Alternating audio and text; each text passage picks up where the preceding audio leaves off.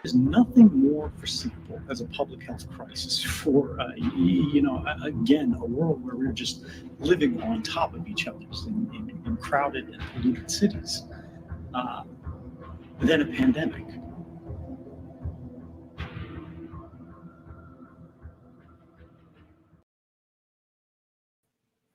Welcome, everyone. This is the COVID Scientist Roundtable for Saturday, May the 2nd, 2020. And joining me this evening is some of the usual crew. In fact, we got the whole squad here. Dr. Kevin McCairn, Dr. Paul Cottrell, and Dr. Jay Couey is joining us. And Marshall Masters will be joining us later as well, a former contributor to the science section of CNN back in the day. So that will be awesome to hear his views on everything that's going on. But just want to greet everyone and see how we're doing. I've talked to Paul this week, but I haven't talked to Doc McCairn or Doc Couey. So let's start with Doc McCairn and just see what you've been up to this week, Doc McCairn. You have to forgive me. I'm still scared after the introduction that you just played. So, I guess the primary thing that I've been doing is just trying to dismantle the major players in what I see as the COVID grift, and we've put our target onto, let's see, Dr. Kaufman. So we were taking him out prior to and on his appearance for London Real. I'll be doing the same again when David Icke is on. We've dismantled Rashid Buttar, his sketchy past, his credentials, which don't seem to be real. And again, being another, it's not a no virus grift, but it's a, it's not a dangerous virus, and therefore he's sort of climbing on the it's all an evil plan from the usual folks, and we have to defend our rights and our health, and if you don't buy his book, you're done for. And then finally we got on to Dr. Judy Mikovits, who's grifting for the XMRV viruses. These are the xenotropic or something. Even xenomorphs from Alien was close, but murine viruses, which she says are contaminating blood and the vaccines that are being given to children. And the she's sort of like the queen of their little network and grift, and so she's the one that has the links to Fauci apparently, and no doubt there was all sorts of suspect dealings and interactions in her past. I have no doubt of that. But the Dr. Judy Smallpox Blankets, as we call her now, had a very a high impact study going to the journal Science about these XMRVs, claiming that they were in fact responsible for, or highly correlated with, the in the blood of people suffering from myalgic encephalitis, fibromyalgia, those types of conditions, which, if true, would have been great and really fascinating. They do have a real clinical presentation, and are sort of, they sort of currently right now, they sort of sit between the rheumatology department and the neurology department with respect to trying to treat them symptomatically. But she is their queen. She's bought out the book to just hammer Fauci right at this time. And like I said, there's nothing particularly wrong with that. It's just that her science is fallacious.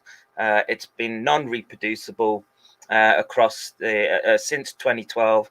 It was forced to be retracted from Science, and she was working at, I guess, a private company, and she was charged with I guess property theft. I mean, it's an ambiguous area, lab books and computers, with respect to scientists, who owns what and what on it. But we've shown her to be again, coming into this melee of bad decisions and people sort of crowding around specific hobby horses that they want to sort of drive through. And I think we did a good job of painting every one of them this week and beginning the process of taking them down. So if people want to good you brought up Judy Mikovits, Doc McCairn, because I know Doc Cottrell and I were speaking just about her this week in passing. So that's definitely an interesting point we can all touch on. Before we return to that, though, I want to know what Doc Couey has been up to, because I did see your video, I think it was 2 weeks ago, Doc Couey, where you saw that a citation or bibliography had changed in a paper, and you spotted that. So I don't know if you want to share that or anything else you've been up to in the last 2 weeks, actually, because we didn't see you. That was something that one of my viewers sent me. It's just interesting from the perspective of it's like a small change. You could make the argument that they made the bibliography a little bit more ambiguous so that it would be harder to find the methodology used to do the things that are described in that particular paper. You could say it was a security thing too. It doesn't have to be to obscure the methodologies for this particular purpose, but for whatever reason, some of these papers seem to be removed or not included in the current manuscript version, and they're all methodological papers that are at least interesting from the perspective of giving a sense of what methodologies are out there and what possibilities are out there. And it's not very hard to imagine a combination of methodologies that could have generated a virus similar to the one going around now. And so my whole shtick has always been that the adamant denial and the very clean words that people choose are really deceptive, because we all know, at least the scientists, I think, all know that it's in theory possible that we could have made this. And it's in theory possible that it could have come from a lab, accidental or otherwise. And so just to flat out deny that seems kind of foolish. And I think the reason why is because then they can also sort of obscure the thicket of gray area that is vaccines for coronaviruses, and how difficult that is to do, even with viruses that we think we understand very well. There are always ways to make a vaccine that has adverse side effects.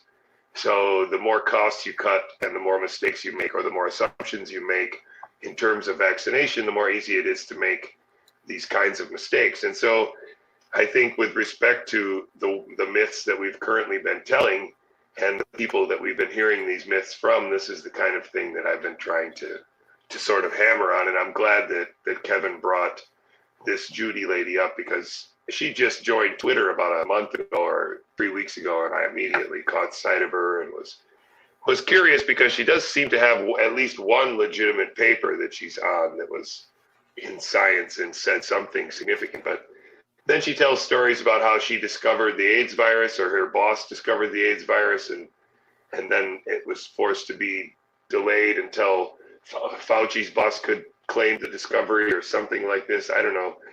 And so it's very difficult to know, who's trying to profit right now and who's, legitimately has a gripe. And there's not really much in the history of this woman to make me believe that she has a legitimate gripe. It seems like kind of a opportunistic time to come and start waving her hands, but I could totally be wrong. I haven't spent much time looking into it. My curiosity has been mostly focused on the mistreatment of COVID-19 as a possible reason why the death toll is so high in New York City, that the idea that if they would have set up the hospitals for failure with a combination of, preparatory explanation for what to expect and how to react to it, and so they may have been putting people on ventilators that in the end shouldn't have been on ventilators and maybe should have just had supplemental oxygen.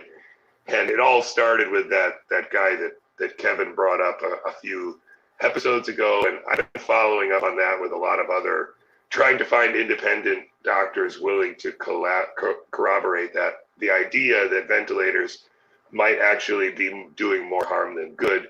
And so just think of all the hype that was surrounded ventilators on the news, and the availability of ventilators that might have just set these doctors up for failure. You put them high stress situation and you give them a tree of action, and on the tree of action, one of those branches is completely poisoned, that's pretty nasty.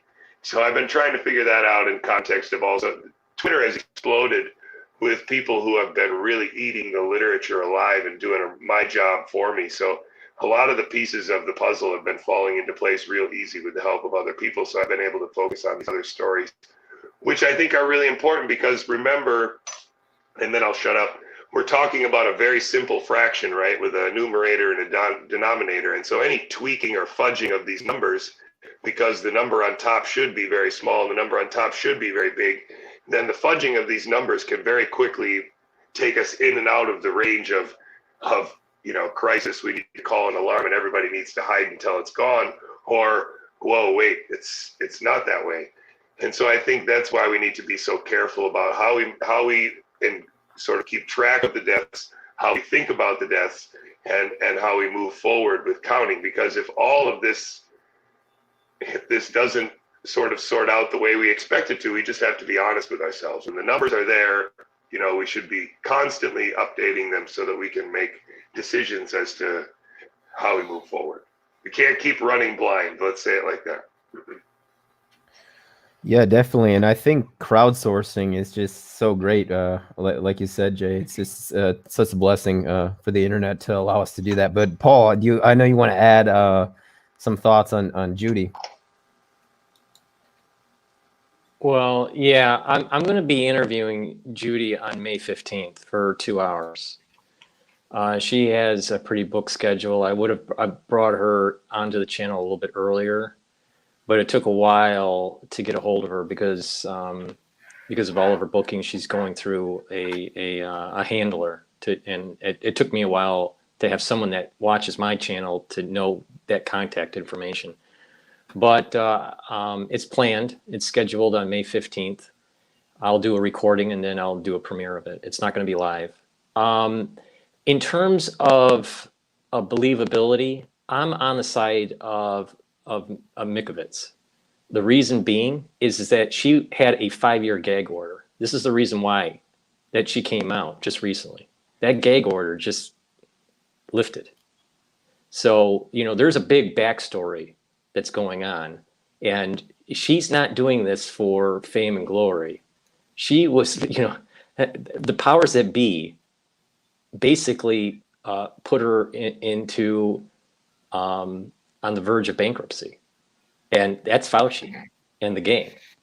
And if we align, if we think that Fauci, which I think we all believe this, that Fauci had a hand to play in the weapons program and is pushing for a messenger RNA platform and forced vaccinations dealing with this SARS-CoV-2 virus, Mikovits is probably an ally to the cause, not the enemy. I would quickly but I'm gonna be. But wait, let me finish. So I'm gonna give 2 hours unfettered access to her story, and I'm gonna let her paint the picture, and I'll come to my own conclusion. I have not read her research. I have not read her 2 books, but I have heard or watched YouTube videos recently. I probably have watched about 4 hours worth of her content on different channels, and I believe her story from what I'm seeing on YouTube. But I have not read her books, and I have not read her research. So I have looked at her science. Intuitively, I feel as though she's an ally. And potentially so. And I said that at the beginning. I said I wanted to hear what she had to say, because I have seen the type of sketchy dealing that she's spoken about in science, and I live in bankruptcy all that. Well, it's not bankruptcy; it's just monastic poverty that comes with choosing to take this career path. But she has a credibility failure, not through a gag order, but through literally the whole world and other labs looking to identify the XMRV viruses in samples that she says should be contaminated and correlated with specific illnesses. And you can look across multiple European labs. Okay, so the last really big study, and I guess people just stopped looking after that, from 2012, and it was British Medical Council article, and I probably have the link still available. And there's a science credibility gap. I mean, wait, but can I just add just one question? Do you feel the same way with Wakefield? Who's Wakefield? He's the one that kind of was the whistleblower on what was happening with the vaccine program at the CDC. I haven't. I don't know Wakefield either. Because I put her in the same bucket. I put her in the same bucket as Wakefield. You know, he's the one that basically shined a light on. I think it was the MMR causing autism, and they didn't like it. They forced a retraction of the paper. I think it was in Science or in Nature, and destroyed his career. They did the same thing to her.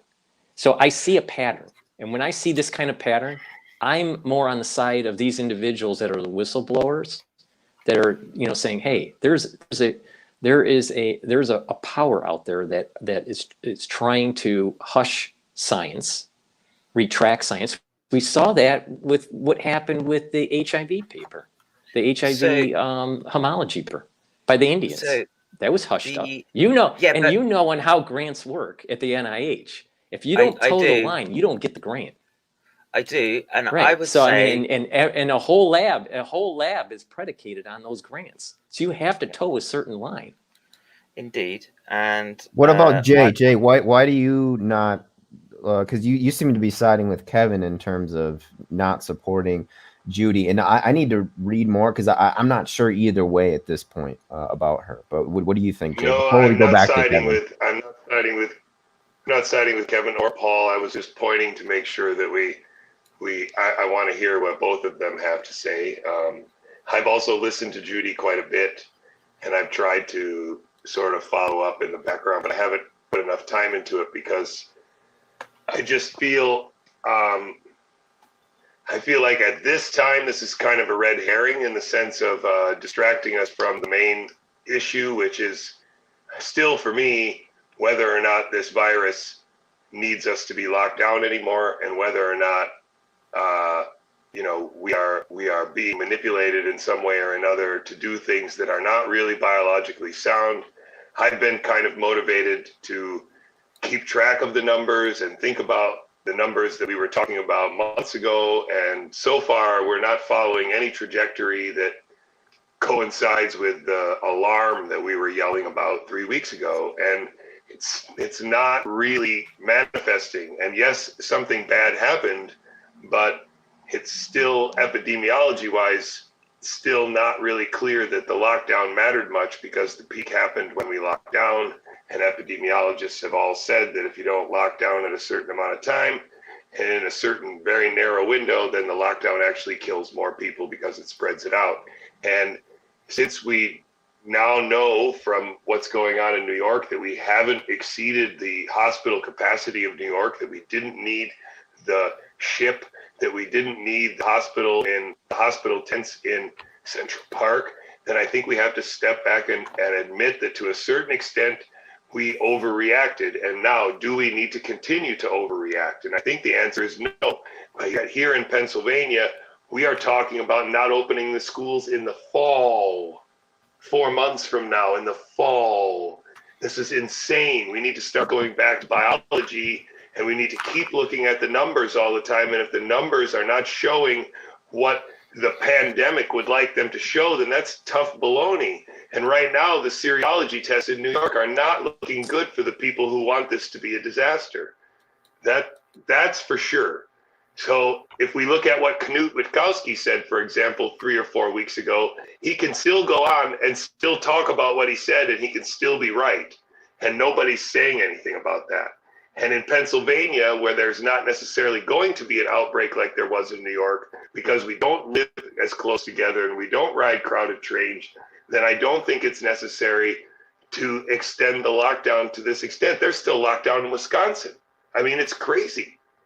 And a lot of doctors are saying this around the country, that the combination of being told that COVID is a good thing to put on a death certificate and the fact that we shut down everything else and the hospitals are now basically empty in most places, we have to really acknowledge this reality and then, adjust our course a little bit. And this coming up right now annoys me, because there are a lot of people who are very fired up about it. And we know that the vaccine debate in America is a bomb. It's a landmine, because it's so easy to get labeled as an anti-vaxxer. The moment that you start discussing that maybe there is a law or two that needs to be changed, or maybe there is a bunch of people who are trying to maximize profit out of this program, the moment you start saying these things, you get labeled as an anti-vaxxer, and the whole argument ends. And I hate that. I don't want that. I'm with this. I support the idea of debating this, but it's so easy to slip into this logic trap, and so I just don't want to do it. And this woman feels like a logic trap to me, that I'm going to get stuck arguing about something that happened 10 years ago that I don't know anything about, when I really want to argue about whether or not this pandemic is real, or as turned out as dangerous as we thought. Of course it's real, but anyway. I think Dr. Couey has some really good points here, especially on the numbers, the epidemiological numbers for the first wave. There's a lot of unknown on the second wave, and we need to wait. And I agree with him on that. I also agree with him on the slippery slope with the anti-vax movement being maybe a pitfall with dealing with these civil liberty issues that we've been talking about. I get his point. I understand.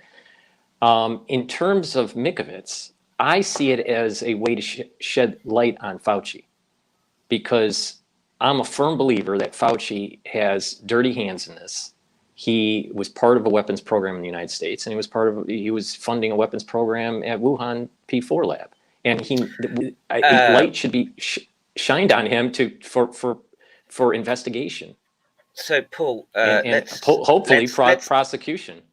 Let's try and keep Adi's channel intact. So there are direct instructions from YouTube to if you keep pumping the line that it's a weapons program, that they will basically demonetize and take down a channel.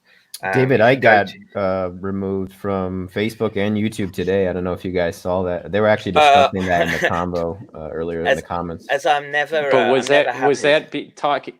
Yeah, but I thought he was pulled because of V7. I don't know. I don't know what the reason was, but I don't know if it matters. Does it? It shouldn't matter. But here's the problem. Okay. And I would put it in the context of the stream that I had last night, where I had a whole bunch of new people wanting to understand the neural complications around the SARS agent. Okay. And that comes down to, so it was a sort of a bout of, and you shouldn't engage in it because it'll happen to you, but a bout of Schadenfreude, because Jerome Adams was getting nailed by the press, and it was a week old, but you could see that he was highly under pressure at that time, as the press was saying to him, hang on a minute, you've said this about masks, you said this about masks, and basically in that little exchange he said, well, we had to do that at the beginning because we had to requisition masks. Excuse me. And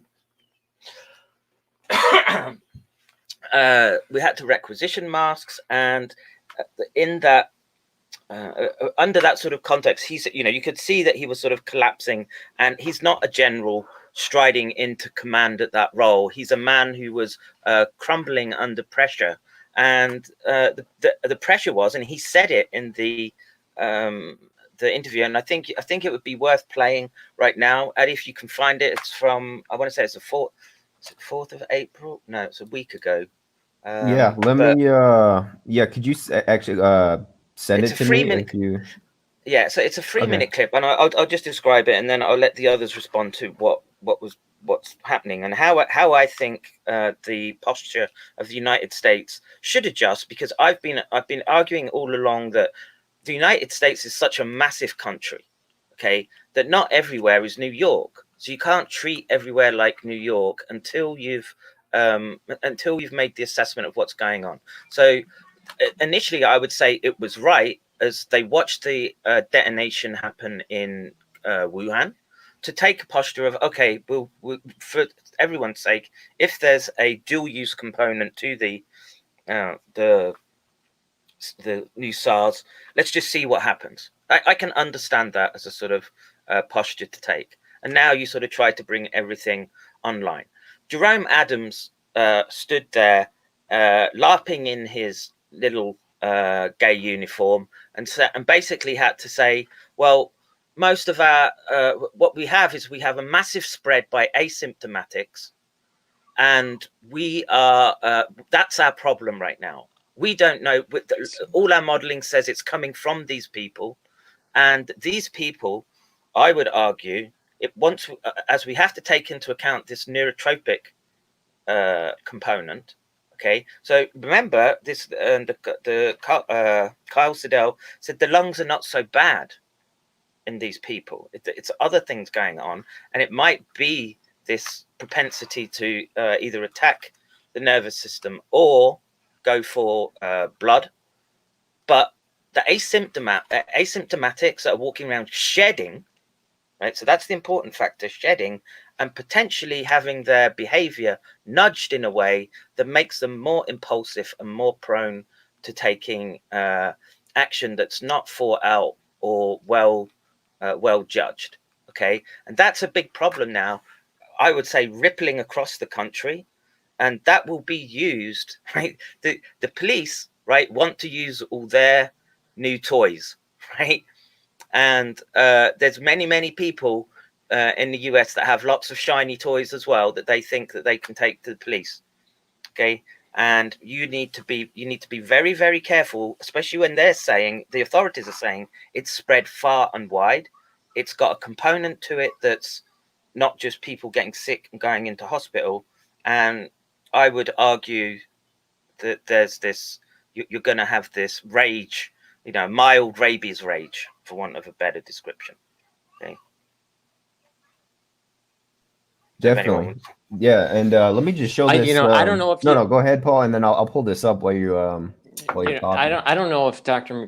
McCairn or Dr. Couey has listened to any of my interviews with Cliff High, but he has this really interesting theory, and I think it rings true.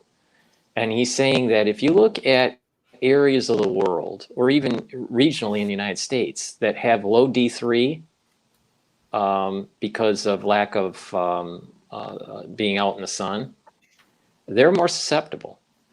And so the thought here is that the East Coast has a unique dynamic in terms of SARS-CoV-2 susceptibility because of the low D3 production. So by taking higher doses of D3 and vitamin C and this chaga mushroom thing, which is an antiviral, which is something similar to what I was recommending early on as a protease inhibitor for birch bark extract, that you would slow down the 3CL protease. So I think Cliff High, the main point here is that I think Cliff High is right about this, is that there seems to be a correlation. It still needs to be proved if it's causal, but there seems to be a correlation between number of incidences of SARS-CoV-2 and D3 or lack of D3 in the population. Vitamin D, you mean, Paul? You said vitamin D3? Say that again.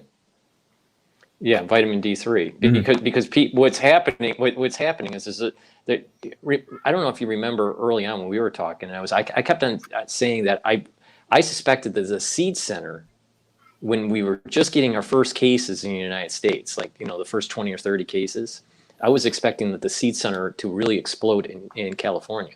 We didn't see that.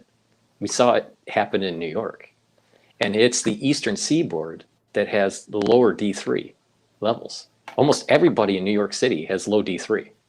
Yeah, well, Because they we don't get get less out in the sunlight sun. than LA folks. Right. Yeah. And the California sun, the ones that are on the West Coast, they get more sunshine. They get more sun than the Eastern Seaboard. On a So, related note, I went to this is a Target today, and this is a big part of the was reason why we see these huge numbers in New York. Yeah, That's one reason. The other is the population density. But I mean, there's other large metropolises in the United States, that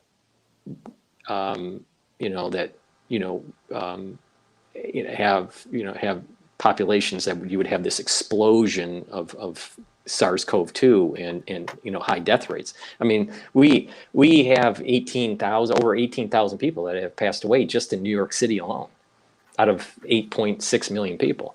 So to me, that's a lot. I mean, if you look at percentages, no, I mean, it's not a big percentage compared to the total population. But I think in that it's a lot scenario, of I think people. the things we should be keeping track of how many of those people went on ventilators and never came off.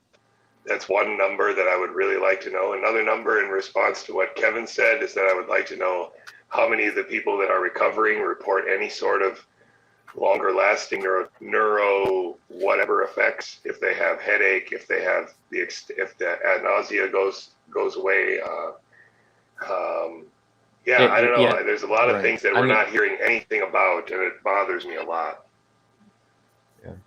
Just my understanding was the, that the neurological the neurological presentations were below 10%. Yeah, so that's it. So I might have be to wrong keep with in that, mind, but I mean, it's not the majority of the clinical presentations. so you have to think carefully about your passing of neurological symptoms. Okay, so in an ER situation, they're going to be looking for signs of encephalopathy, encephalitis, so very large neurological type lesions. Okay, and the more subtle components, which for me I think is what I think needs studying, is this resistive capacity. So again, we were looking at a whole bunch of new spitting videos where people are being challenged and put, the obviously they're brushing up against the law because there are strictures being put in place, and we were looking at the UK, and there's a epidemic, for want of a better word, of people spitting at healthcare workers and the police. And we looked at one where a guy just loaded up, I guess his mouth got bloody, and just launched a mouthful of sputum into a young police officer's face. Right. So these are the things that I think you aren't going to see those in the scan. Okay. A lot of people are probably not gonna recognize the shift in behavior, should it be like this, like anger, right? Or you get sort of wound up very, very easily. Okay. And these are the things that you have to look out for.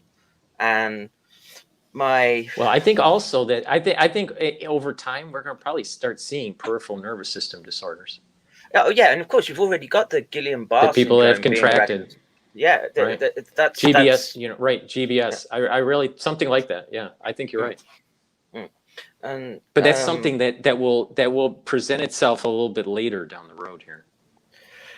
Yeah, and we don't know the issues here, but let me just sort of circle around, sort of finish my thought, which was when discussing the NIH. Like I say, you're in treacherous waters here, and those people have the kill switches with respect to us, and they are they've already shown that they'll use them. My Discord got taken down this week, and my Discord was, well, we did a stream, right?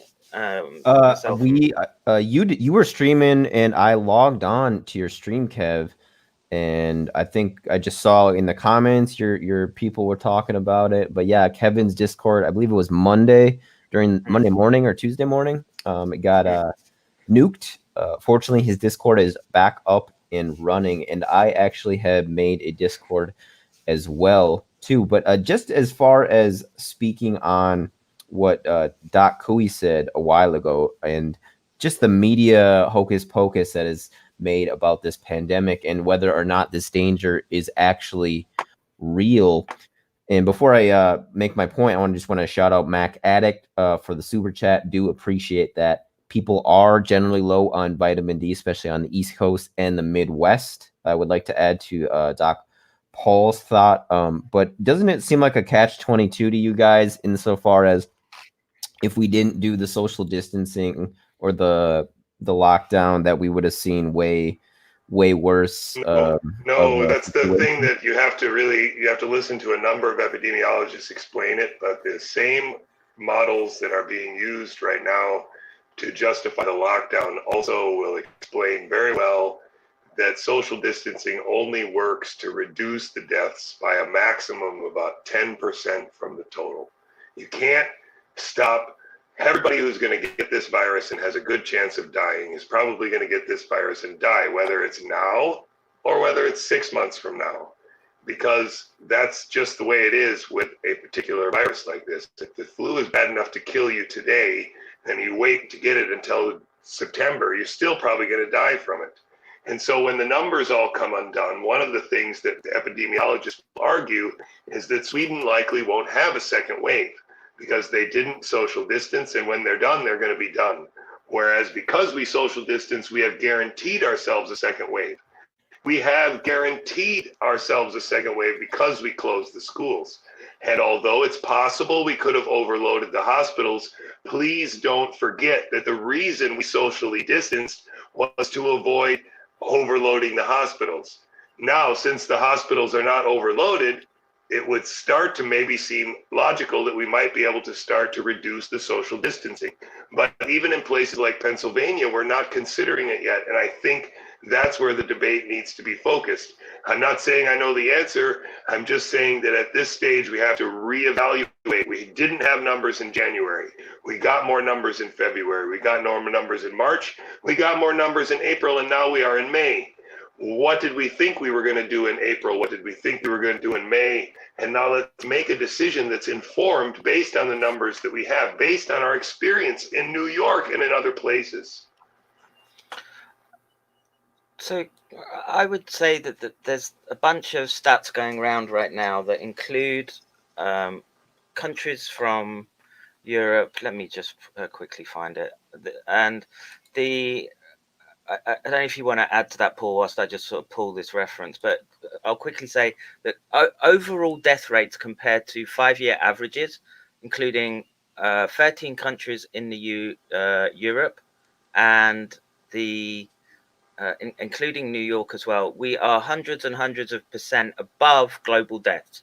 Right, it's not a valid argument though, because we're not saying that there's not another virus here. We're saying that imagine if you had another flu. So last year you had X from flu. This year you're going to have 2X from flu. And we're not talking about it that way. But that's happened with flu. If you look at the CDC reporting for flu, 2019 into 2020 was bad. Right, we were looking at it last night. Okay. Yeah. And they were saying people need to realize that because we've been in shelter in place for a while, our immune system has weakened.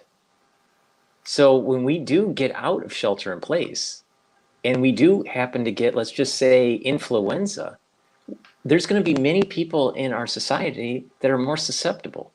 Because and then we're going to mark them down as we haven't COVID been working deaths. out. And then we're going to mark them down as COVID deaths. If they, I'm not saying that the death rate is probably going to go down because we're going to be testing more and more people, and there's going to be so many people that have or had COVID-19 that the death rates are going to be below 0.7%. Which is a good thing. I think That's we a good also thing, because that's that people are starting to get an antibody. just remember, right? The baseline is not zero. Here's my concern. The baseline was not zero, and we have to keep saying this over and over. We were never going to save everyone, and everybody was going to get sick. We've been talking about that since January, that we needed to get around 70% of the population infected, and we've never talked about avoiding that number. So if we're still not talking about avoiding that number, and the numbers have not reached calamity level yet, at what point are we going to acknowledge that the models that we are using to judge where we're going are not working? And so we need to reevaluate. I'm not saying that we don't need to wait. I agree with you, and I agree with you, and I'm not to do a plug for my own channel. I'm going to be releasing on Monday 4 models, epidemiological models that are more up to date to what I think is going to be happening in the next 6 months. People with 20 years of epidemiology have released models already for weeks, and we don't need your models. There's plenty of them. Dr. Couey, most of those epidemiologists don't know about finance, and most of those epidemiologists don't know about engineering and system engineering. Which I do. And most of those epidemiologists didn't go, and have certificates from MIT.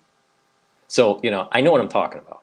So, now unbelievable. I'm sorry. That's a really poor statement, Paul. I mean, you're making yourself look a little bit weak with that statement. No. If anybody looks into your background, they're not gonna find surprises. The point that I'm making. Let's put it that way. The point that I'm making is that people, that because they're in shelter in place, their immune system is somewhat down-regulated, all right? And that when they get out of shelter in place, who are you lecturing to? Who are you telling this to? Are you trying to convince me of this? I'm the one who's trying to tell you that my immune system is fine and I can go out right now. And I think we should. Everybody. Dr. Couey, I'm talking to the masses here that are watching this and that are going to be watching this over the next couple of weeks. So you're agreeing with me that we've created a second wave of illness just by staying home for 6 weeks? What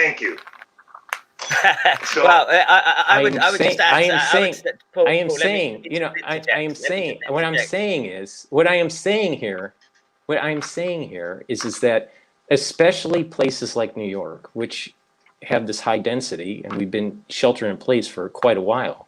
When we get out, we are going to be more susceptible.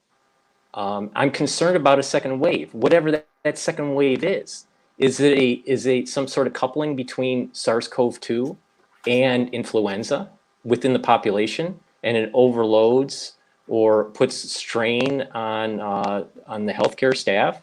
You know what puts strain on people is loneliness and unemployment. That's a possibility. But what I'm more worried about here is and I think your point is well taken. I'm more worried about the damage to the economy and how we already lost about $4 trillion worth of GDP. So this is very worrisome. If we do have a second wave and we have to go back into shelter in place again, we may lose another $4 trillion worth of GDP. Okay, so let's talk brass tacks here. Okay? Stop there, please. What defines a second wave for you? How many people are going to have to get sick per day? What kind of thing are they going to have to ramp up for you to call it a second wave, or we just have to deal with it? Because the sicknesses are going to come. People in Pittsburgh are going to continue to get sick. People are going to continue to test positive because that's what happens when you use a PCR test like they're using. So what are you going to do? If we find out that there are many people antibody positive, are we going to open? What numbers? When are we going to know? Because 2 months ago, we had numbers that we haven't reached yet. And now we've moved the goalposts again to an undefined point because people are talking about things that might happen, things that could happen, and anecdotal cases that don't describe the average. The average from Italy, why don't we talk about that? That 98% of the people who had died were over 80, and the average age was 81.2 years old. So it's really bad for old people. Come on. I would Okay, consider. so I would let's consider. You know, I would consider. Let's do something to just sort of simmer this down, and let's look at some data. Okay, so we can let's take another country. So the UK just published a study this week. It's a meta study of all the hospitals and all the patients, and I would say that's probably about as clean a data as you're going to get, and it will give you an idea of the distribution. Let me just see if I can pull that up. Well, I'll just describe the paper. But yes, in terms of demographics, there's a shift towards the old and the infirm that are going to be the target of this pathogen. Okay. However, men were much more likely to die, almost nearly 50% than women. Okay. And it was British Medical Council, Addy, if you want to look it up, and it's a total of 16,000 patients across it's a multi-center study, and it tells you that all age ranges become affected, and we also have seen the emergence of new and unexpected conditions. So one being for the doctors, it's not for us obviously, but was the Guillain-Barré syndrome. Also, the emergence of what seems like a COVID-related Kawasaki syndrome in children. Okay, and my perspective right now is, so because I'm not American, so I can sidestep much of the politics here, and I would add this to the discussion. Yes, it's right to be aware of the economic impact that this is having on well, there's another thing for but that's not the study I was talking about, but the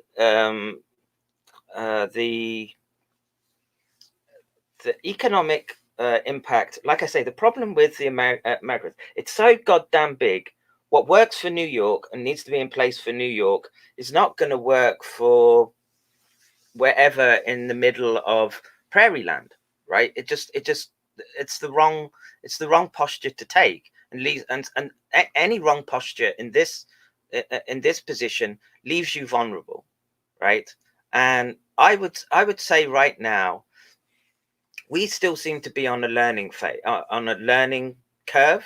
And let's have a look just at so this is it's New York Times, but I'm using it as an example, and it's a sort of week old. And let me just sort of bring the link up, please. And Addy, if you would be so kind. While you're bringing that link up, can I just make a snarky comment? Yeah, go for it. Yeah.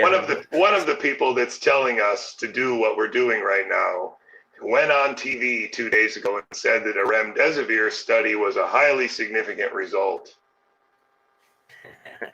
And I know you looked at that paper, and I know you looked at the paper that came out of China, and I know you're familiar with how these studies are done, and I know you're familiar with p-values, and I know you're familiar with the fact that in neither of these studies did the outcome of the death or lethality of the patient change. And in fact, there's a huge argument about whether they fudged the data in the American study by cutting the study short. And yet he went on TV and publicly stated that this was, quote unquote, a highly significant result. And now you want me to take him seriously as a scientific advisor in terms of what's going on in America and what numbers. I don't, dude. You know what I mean? That's my problem right now. I don't want you to take him seriously. Okay, well, anyway, that was my start. So while you're bringing that up, just to finish the awesome conversation I was having with Dr. Couey, and the many points that he's making, I agree with, actually. So if people think I disagree with Dr. Couey, it's more in the details, maybe not in the overall picture. So there's many things that I agree with Dr. Couey on. But the specific question that Dr. Couey asked about what I would consider a second wave, if we look at the normal influenza from last year, that curve, and we take a look at influenza-like symptoms that were taking place December 18th to February 2nd in New York, we saw a huge delta. We talked about this, I think it was on our first roundtable. Maybe it was the second, I don't remember now. But if we have something very similar, where we have that kind of delta change, where we compare a normal influenza type scenario, and it's much higher in, let's say, October or September, October range, then I would say that there is circumstantial evidence to assume that there's a second wave. And if so, then the bigger question is, what do we do? Do we do shelter in place, or we do not do shelter in place? I don't know. I really don't know, because there's a lot more than just the biological to consider. There is the civil liberties side of this, and there is the economic side of this. I tend to think at this moment in time that if we have similar dynamics in the second wave as we do in the first wave, that part of the country may have to be going back into shelter in place. And that's basically what you can see up on the screen now. So in the bottom right hand corner is the total, it's the average across 5 years. So the gray line is the average of 5 years. And you can see that it in the bottom right hand corner where it says 13 countries cities combined, you can see that that slope goes down, which kind of it confirms what Paul was saying, because that morbidity tracks the flu season. And we know that we get higher deaths there because of pneumonia, and that should be included in the, let me just point people to the figure itself, and then I'm going to package it and say, well, those are countries that we know are hotspots. Okay. Oh, just start with the obvious one, right? Sweden didn't lock down, and right next to it, Switzerland locked down harder than anybody. How's that for a comparison? So related to what? That's literally true. Yeah. Sweden is the one that everybody gives as the example of being irresponsible and not locking down, and Switzerland locked down like a cage. What do you think? My response would be to what Kevin said, just like piggybacking. The geography, I think, plays such a pivotal role in all of this, which is why I think people are seeing such different rates. And yeah, that's what I would say, is like geography being a huge factor that I don't think is being taught. What's the difference between Sweden and Switzerland? I couldn't tell you that. I can tell you that. Population density and the latitude. Right? That's ridiculous. Population density where? I've lived in both countries for multiple years. Tell me what you're talking about. Okay, so Stockholm is the only place where it's crowded in Sweden, and maybe Malmo. Okay, so those two countries are where you're going to see most of the death, probably, and you're going to just take it as, what's the population density per kilometer squared? It's much lower in Sweden than Switzerland. Look at this comment. This comment is great. I think we need to open things up. People walking around with completely ridiculous homemade masks hanging off their faces, flapping around. They are moist. The people are miserable and pathetic. So again, well, I mean, here's an important. The comment. Even though it's funny, it has a serious tone to it, and that is there is a fatigue that is happening here. There's a psychological fatigue, and I definitely feel it. People in New York feel it. I'm telling you, there wouldn't be there wouldn't be a psychological fatigue if people were still piling up in the hospitals, but they're not. That's why the psychological fatigue is coming, because we're being told it's a crisis, but it's not actually. It's bad. Well, that's part of it. But that's what's worrying people. No, that's part of it. I think as another part of it is that some people are laid off and they can't pay their bills, and even if there is an infection out there, people may be willing to take the risk to not lose all their wealth. Why are they still doing that when they already had a paper come out that said that the saliva has more in it than the nasal swab? Why are they still doing that? That's traumatic in and of itself. To say that might happen to you is traumatic. That's like a psyops right there. And I'll tell you another psychological operation that I think I identified is that the only people Why are who they putting show, it in so far? exactly. Why are they putting it in so far? And the only Oh my people that they God. show that are Oh my God. protesting this are people carrying automatic weapons and Confederate flags, and that's not genuine at all. I think that's a real, Oh my God. that's a real terrible thing. I didn't know that they did this. Hey guys, Marshall Masters has just joined us from CNN. I'm gonna take off this screen. It's traumatizing me. I'm sorry. That was But actually, that is a your reaction was just it was. I've seen that video already, so I just I wanted to see how you guys react. But that is a clinical nasal swab, right? It's Yeah, the it's same not if you do with fun. a topical. It's not fun. And if they put it down your mouth, it's just as bad. You know, you get gag. Like nose is more painful. I would probably offer. Let me introduce Marshall Masters. Those guys. This guy used to work at CNN back in the 1980s, I believe it is. Marshall Masters, everyone joining the COVID Science and Tech Roundtable. Marshall, how are you doing this evening? I'm alive. Great. You are broadcasting to us from California. So we got two people on the West Coast, one on the East Coast, one in Pennsylvania, and one in Japan. So that's awesome. All right. We're just talking about a lot of stuff. You actually walked in on a great time. We're watching this video of someone getting a nasal swab test. So that's where we were at. But what are your current thoughts on, I guess, just the science thinking and science talk in general of what's going on, Mr. Masters? Marshall. Well, you got to cut through a whole lot of fog to get to the truth. I mean, I have to be honest. I look at what I see now.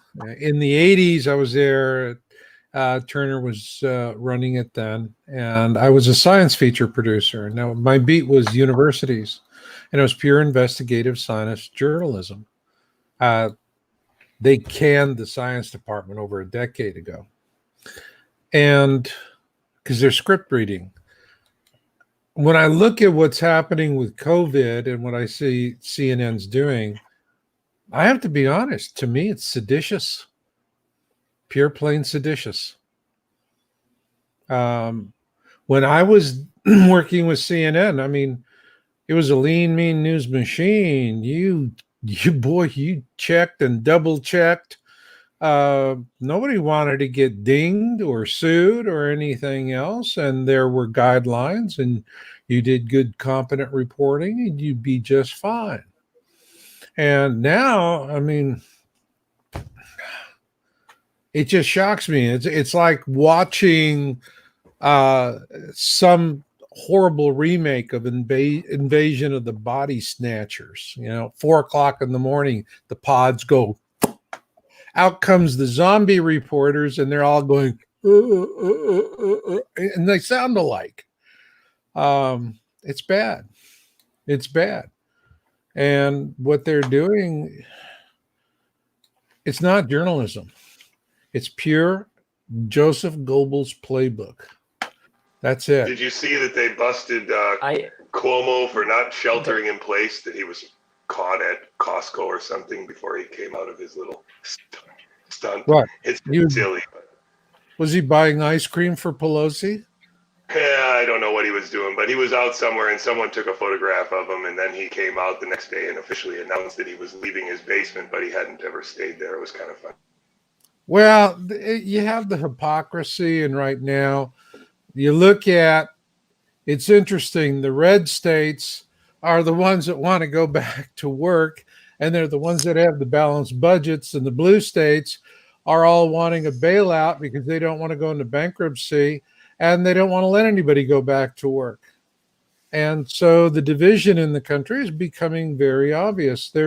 But this is political. This is game theory. Okay. Yeah, but it's also a show, right? Because the states that are blue now weren't always blue. A lot of the ones that are broke weren't always blue. But anyway, yes. Yeah. Well, it's it's something where you're looking at a history of mismanagement. There's a lot that's coming due.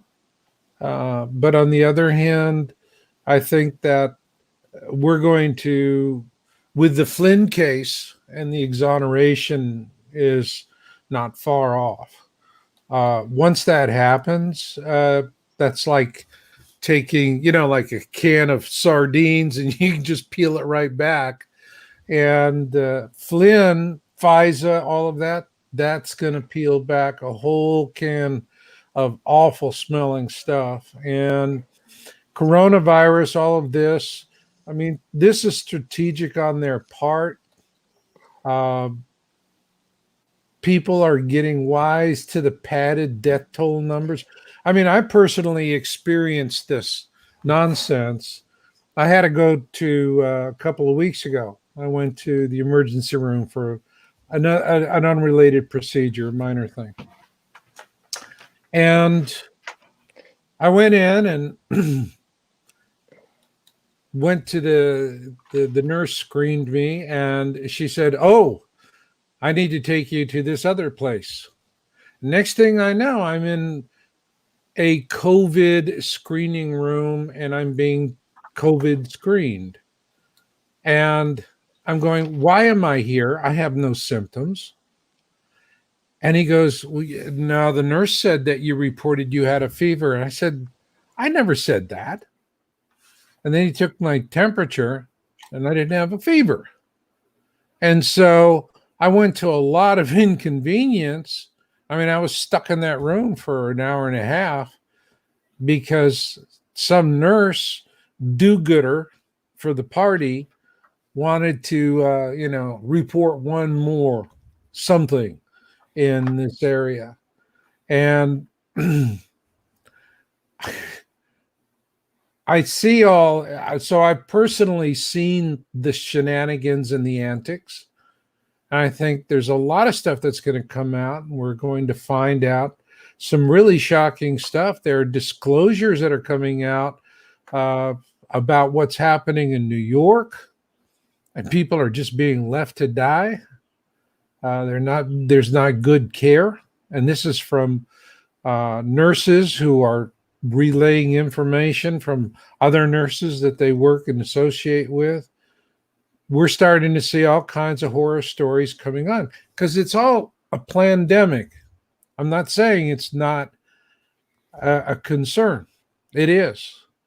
But right now, all of a sudden, we have corona deaths up and forecasted influenza deaths are way down. But the forecasted influenza deaths are not way down, and the global total deaths are way up for a lot of countries. And for New York City itself, again, we just had them up on the screen, and they're even a few weeks old. And like I say, I can speak clearly about the UK's statistics, and they were having 6,000 more deaths against the 5-year rolling average than they normally would have. So that means they're not padding the figures. It means that there is an excess of death right now. And what happens when they roll that calendar back and they show you what December looks like for a 5-year average? Because when you do that for America, that's where the flu bump is.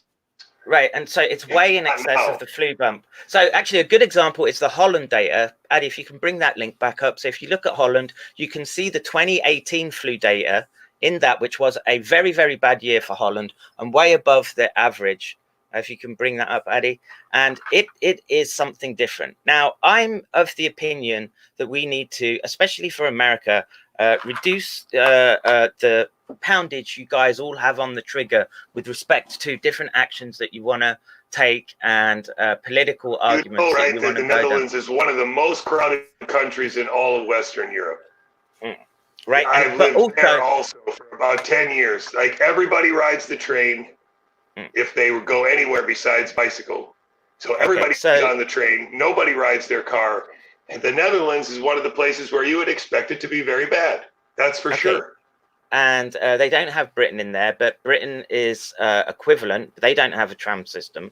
Okay, but it is high density country. Can I make a point here? People need to put this in context. Can I make a point? People need to put this when I was talking about the stats, I was talking about America. I wasn't talking about UK. Yeah, but there's the whole world is dealing with SARS, and I understand that. Yeah, but we're seeing evidence here, and it's being reported in our media and alternate media, and it's something where they're putting their thumbs on the scales. All right. Yeah, but Marshall, the alternative media in the US, right, is run rampant, right, with viral deniers, people that are trying to scam or gin up the current crisis with respect to their own little hobby horse that they want to ride in to, whether it's to take down the NIH. And you know what I would say, as someone who's has to live under the umbrella of the projection of American power, and I'm sitting much closer to the front lines where there's a conflict with China brewing very closely, that needs to be more of a focus rather than the sort of infighting which they want you to do right now. And you're seeing with respect to all these different special interest groups, and like I say, the traction that people like the no virus deniers, or if you want to look at the Judy Mikovits, that there's a problem with this XMRV virus. All those people are a distraction. Jonathan is right that we need to be having a more dynamic approach to, not everywhere is New York.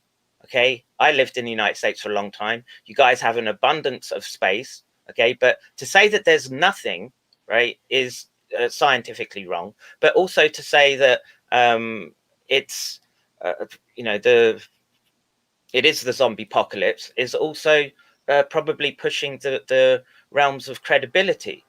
Okay, so you can't, and especially, I know you guys are going to be America centric because you're living in there, but actually a lot of the world looks to the United States, right, as a sort of lead in how to do these things, right? And so a lot of my stream last night, and I put the link in the chat, Addy, is are you accusing us of being virus deniers?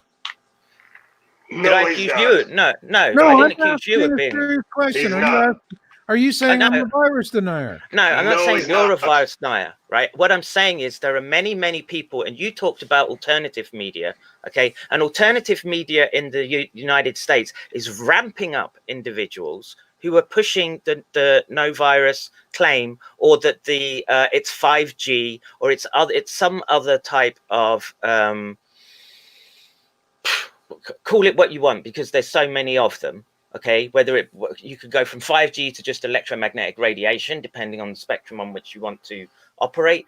But just to be devil's advocate, Kevin, there was a recent publication just came out yesterday or the day before that was talking about this Kawasaki syndrome that you mentioned in children in the UK.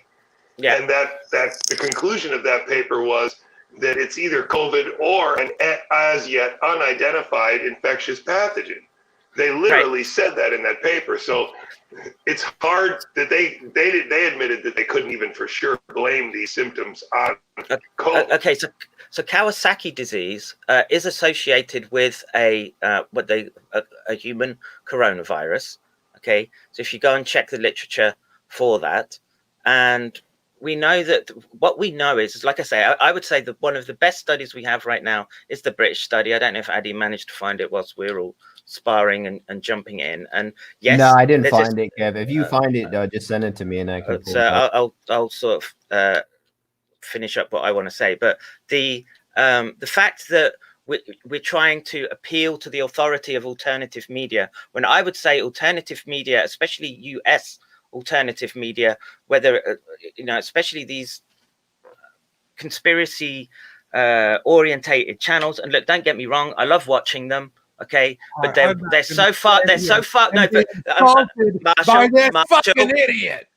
Okay, Marshall. Okay. Wait, somehow he thinks you're talking to him. See, did he just leave? Did we lose Marshall? Yeah, Oh, that's unfortunate. Go ahead, Paul. Here's the problem, McCairn. I understand your point, but sometimes you push it to the point where we can't have a conversation.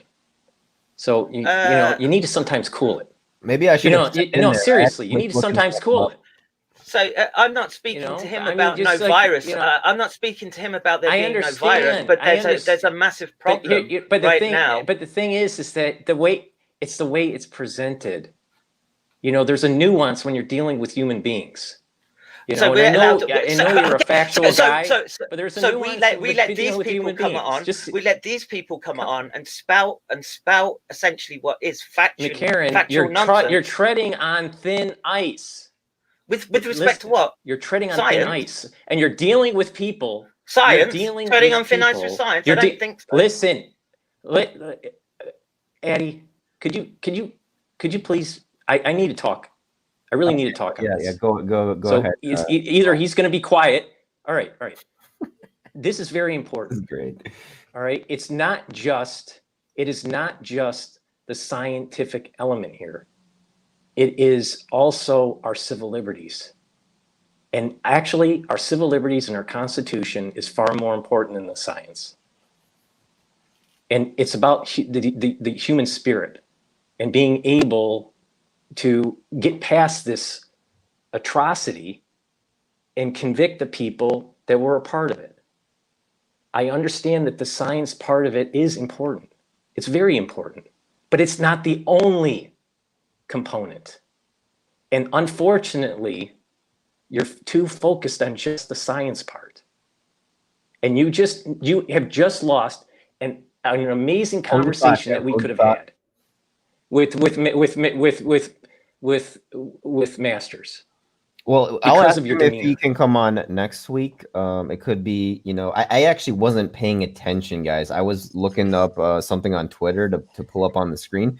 So I couldn't, but I'll go back and analyze and see what happened. But Kev, do you want to respond to what Paul said just there? Let me unmute your mic. Give me a second. Let me respond to what Masterson said, right? So he took an offense to something I said where I was not talking to him. I said that the alternative media has run amok. Okay, and we can name names: Kaufman, Andrew Kaufman, Batur, Shiva, Mikovits. That seems to be a nexus. Well, I don't know about Mikovits, but yeah, I see your point. But he didn't know that. He didn't know that. So you're going at 1,000 miles an hour, and he was just getting on the ramp. Right, but he immediately, instead of sitting back and listen, and I'll give you an example of how you should do it. When that Dr. Young was on the channel, I came in because I was a little bit late. I sat back and listened to what he had to say, right? And then after sort of 20, 30 minutes of listening to him, I was like, oh, okay, I get his thing. But that marshal just dropped an F-bomb on me, had zero understanding of what I was talking about. And that there is an indicator that you're dealing with someone who is ideologically possessed. He's got his own agenda that he wants to bring in and force on, which we already saw was starting, which was the zombie reporters. Okay, and it's not that I disagree with him. I get, okay, Dr. McCairn. I understood what you did with Young. I get that, but what happened with Masters? That truly was unacceptable. I really think it was unacceptable. You should allow him to talk. Yeah, well, he was if someone comes into your home, if someone comes into your home and for the very first time, are you going to act like that? I wouldn't. You want to create an environment where it's a collegial environment. Well, collegial if you've got the chops and the here's the problem. They said what you just said just now just proves my point. That you have to look at the human side of it. When you're dealing with people, it's not a straight line. Okay, so I was talking about. So he wanted to emphasize the role of alternative. Let him media. talk. Okay, but we know where that's going. And Jay, jump in here, Jay. I would just suggest that what the main offense that he took was that he considers himself alternative media. That's why he's talking about alternative media. So when you say that alternative media in America is out of control, you're talking to him, even if you didn't mean to be talking to him. So I don't know really. I mean, you couldn't have avoided the offense. I'm just saying that that he was looking for the offense. I don't know if he wanted to leave or not, but I would hope that if he's still watching, he would come back, because it was not the intention of your commentary, even though I know that's what he took it as, because he considers himself alternative media. McCairn, I'll tell you, I mean, Dr. McCairn, you got a lot to offer, I listen to you all the time. All right. You got a lot to offer, but in this particular case, you fucked up. You fucked up big time. You really did. If you want to start using that language, and you look, if you want to start using that language and get down in the mud, if you want to start using that language and get down in the mud, okay, we will. And we'll start picking things apart, and we'll start getting hold of every grifter that comes along, and we will pick them apart, because I'm not interested in the clicks or getting the numbers. I'm interested in what's right. Okay. And so if he wants to come in and he wants to have a little Barney because I was talking about something, and his little precious attitude because he was CNN 20 years ago, if that's an issue, then I don't care. Okay. And if you want to think that you're getting crowds of people on a particular sort of tip with respect to organization around a particular goal or anything approaching civil action, okay, what you want to do is you want to be as bulletproof as possible. That's what you have to learn in academia, and you don't come on saying it's the equivalent of saying I'm from Oxford, rah rah boo boo, I'm not going to listen to you. Okay. And the fact that man had a little meltdown, well, I wasn't talking aggressively at him, and you want to turn around and say that I fucked up. Well, I would say that individual obviously has a problem. He didn't like the way that this conversation was going to go, and he wanted to pull the ripcord straight away. Okay. Now, what does he want to offer with respect to the alternative media? Perhaps someone can enlighten me. But what have I missed that he would have brought to the conversation? I was happy to speak to him, but he pulled the ripcord, not me. We didn't even give him enough time to actually articulate his point. Well, let me jump in here, I guys. don't really. I remember another. I remember him. Here, I'm gonna mute you, Paul. Just for a sec. I think we'll get another shot to chat with him, hopefully in the future. I do think that our interview, my interview with Marshall, went well. So I think we are on a good accord. So hopefully he will be back in the future on the roundtable. But let's actually move on from this, guys, because we're at a bit of a stalemate here. But I wanted to show this video actually from Wisconsin. And I do agree with Paul, Dr. McCairn. I think you have a lot to offer. I think Paul has a lot to offer. I think we all have something to offer, but we also have different strengths and weaknesses as well.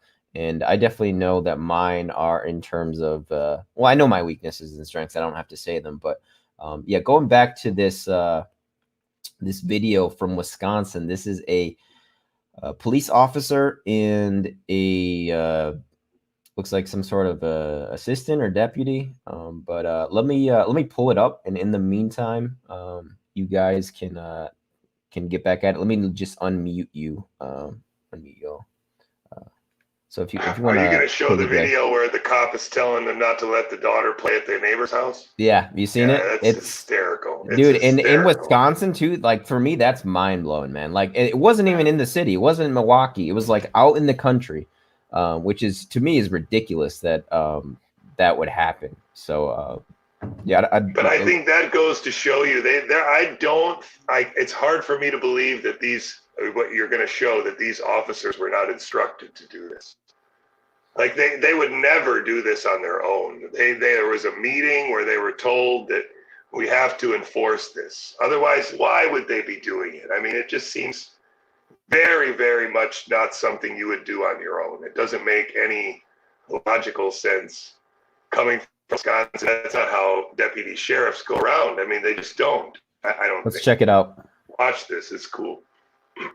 Well, it's not cool. It's creepy. But it doesn't sound cool to me. Hi, Amy. Hi. I'm Deputy Everhart with the Sheriff's Department. So are you aware that we're in a stay-at-home order right now? Yeah, obviously. By the government? Yes, I am aware. Okay, you're aware of that? I am aware. So I don't need to explain that to you? No, you don't need to explain that to I me. can if you need me to.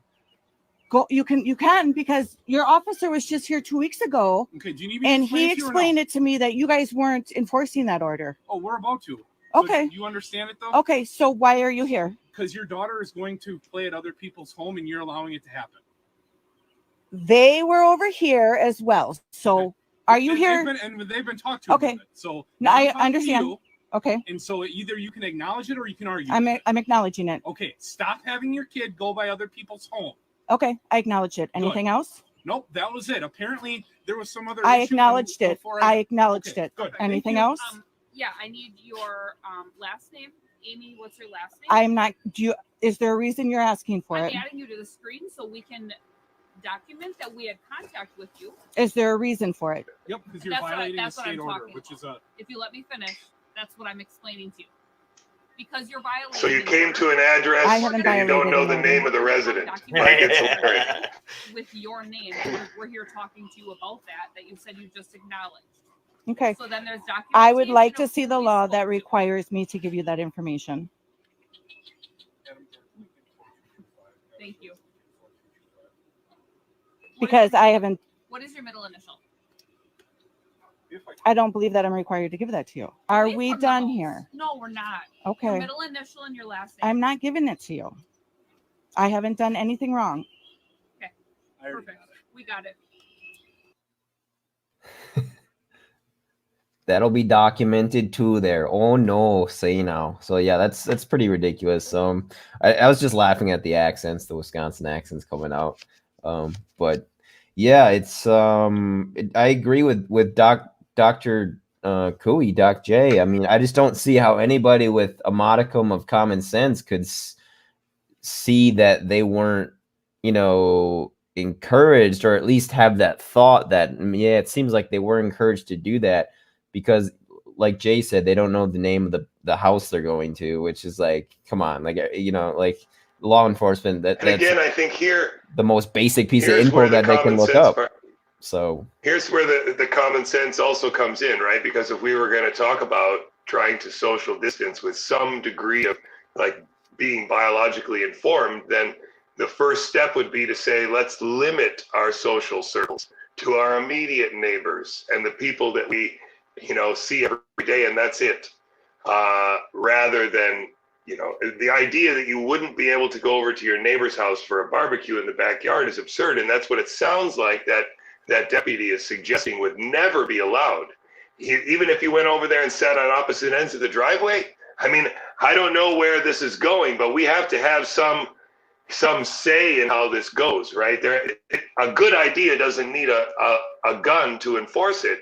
And if social distancing is a good idea, then we should be able to suggest it in a way that people choose the good idea, and we won't have to coerce them or fudge numbers or do anything. We convince them with facts and figures and technology.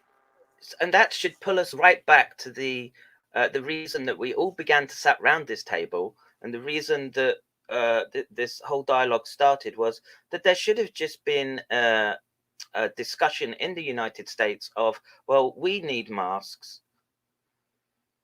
for the hospitals, but you know what, guys, just try and limit your spread. Right, limit your spread, get a mask, make it this way, come on, and this is how we'll do it. We'll deal with it together, and we'll look at the numbers. Right, that to me is the sensible way to go. That hasn't been done, and what I see is I just see this ratcheting of keep going, Kev. One moment, guys. Yeah, the data with respect to all the special interest groups trying to pull it every which way that they want to go. And it's just creating, everywhere else in the world seems to have dealt with it matter of fact, but in the US, it's sort of become this massive social bomb, if you like. That's a handmade one, and yeah, it looks. Yeah, it looks my okay, mom made it for me. Yeah, it looks okay. And it's not that tight right now, but yeah, it's pretty. It works pretty well. I have another one too. She made from bandanas. That's like the Mexican flag. Unfortunately, I didn't have any USA bandanas, or she would have made me a USA one. But yeah, my friend too, his wife, fiance, is making them as well. So It's Yeah. definitely nice to use this as opposed to a T-shirt, which I have been using. But it looks like Paul is done talking to Trump, so he will join us again. To Trump. I don't know. He's talking to somebody because he chose to mute himself. I couldn't override. I'm back. Okay. I'm back. I'm back. So So I was just interrupting Kevin. Yeah, go ahead, Kevin. But it just, that example that you've given, it seems to me, why wasn't that advice given in January in New York, where they knew there was going to be a problem, right? Make a mask, put it on, just limit your spread. And there's the, I think it's the YouTube link. If you just play that for 3 minutes, right? And Jerome Adams, in a meek, crumbling way, says that we messed up. Basically, we should have just advised you to make a mask because it stops you from spreading to other people. And there's a reason why the numbers are so low in the East, because of standing apart from each other, and everyone wears a mask when they're out, right? And those are just sensible. It's not fascist to say to people, this is the medical advice. We're not going to enforce it, but for your own health, this is what we should have done. And I would encourage Addy to play the YouTube link in the private chat and just let people watch that. And yeah, the one you just sent. Yeah, give me a second here as I pull it up. And if people have questions for anyone on the panel, please do list those questions in the comments, and we will get to those as I pull this up. It's like a briefing of sort. So I'm going to share this screen, share audio too. I think I know. Yeah, I think I've seen this one. I actually appreciate you asking that question because it's one that we've had to clarify several times, and I understand why the American public has been confused over time. As Dr. Redfield mentioned, initially we said based on CDC, World Health Organization, and most other major public health organizations, health organization, great, effective. They were guiding you, brilliant, and preventing you, if you wear a mask, from catching coronavirus. Another important thing to remember is the context of those statements was a run on medical masks, on N95 masks, and our healthcare workers were at risk. What's changed? What's changed is we found out that unlike past viruses that are spread through the respiratory route, a significant proportion of coronavirus cases can be traced back to asymptomatic spread. So the task force deliberated this. We've always told you that we will look at the facts and we will give people recommendations based on the best available evidence at the time. And once we saw that asymptomatic, pause it for a second. Masks still aren't effective.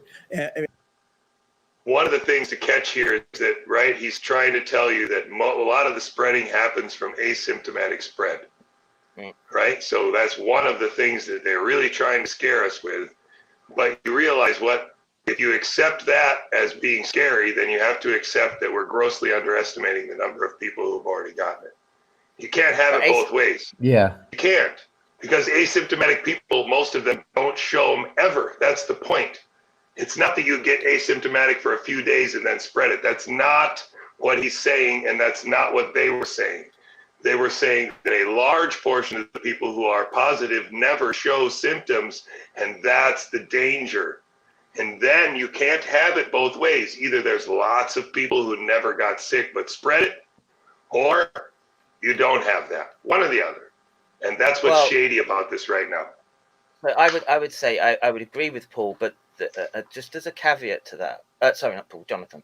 As a caveat to that, what I would add is we're still in an environment of unknowns, right? That's how I would look at this if I was in some form of control with respect to whatever office he has. And I'm not sure, just to me, he seems like a Fauci puppet. And he is, you look into him, he's tied to Big Pharma. They were who did his fellowship, Eli Lilly. And, if you want to start sort of picking at the surface, there's many, many areas where they can get wrong. And literally the whole point of this is that people have been disempowered from the most simple of things, which they could have used to control their environment, which was, the injunction to just put a mask on, folks. We don't know what's going on. And that's something that, as annoying as it is to hear over and over, it's just it's that level of absurdity and gross incompetence that it cannot be forgotten. And look, as I'm going to laze and take targets out, Judy Mikovits is saying to people, don't, and this is the absurdity of her message, right? So in one sentence, she'll say that we're all going to die from these XMRV viruses. Okay. And then in the next, she'll say, don't wear a mask because it makes your symptoms worse. Okay. And you're sort of breathing in, and it puts stress on you because you're wearing a mask and it's going to lower your immunity. That to me is the height of absurdity. And just for that statement alone, she needs holding down and nailing down, right? As someone who's just trying to push a particular line. And that line is consistent among Kaufman, Batur, the other one I can never remember, who says that the heart doesn't pump blood. And who was that? He's one, Thomas Cowan, I want to say.